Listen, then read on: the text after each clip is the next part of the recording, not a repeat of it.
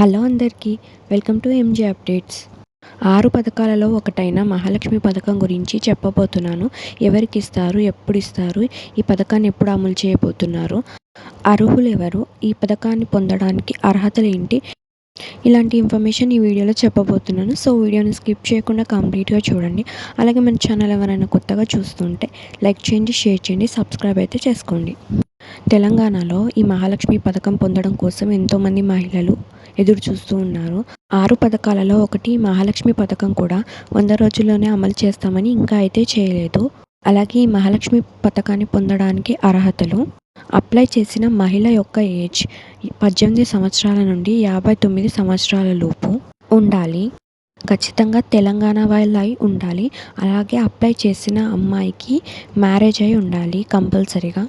ఈ పథకం కేవలం హౌస్ వైఫ్స్కి మాత్రమే, వర్కింగ్ ఉమెన్కి కాదు. అలాగే ఈ మహాలక్ష్మి పథకాన్ని పొందాలంటే ఎవరైతే అప్లై చేశారో ఆ ఉమెన్కి గవర్నమెంట్ నుంచి ఎలాంటి పెన్షన్స్ అయితే తీసుకోకూడదు.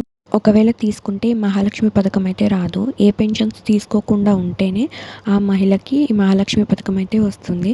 ఈ మహాలక్ష్మి పథకాన్ని తెలంగాణలో జనవరి నుండి అయితే స్టార్ట్ చేయబోతున్నారు. సో మీకు ఈ ఇన్ఫర్మేషన్ ఎలా అనిపించిందో నా కమెంట్స్లో చెప్పండి. మీకు ఈ వీడియో కనుక నచ్చినట్టయితే లైక్ చేయండి, షేర్ చేయండి, సబ్స్క్రైబ్ అయితే చేసుకోండి. Thanks for watching.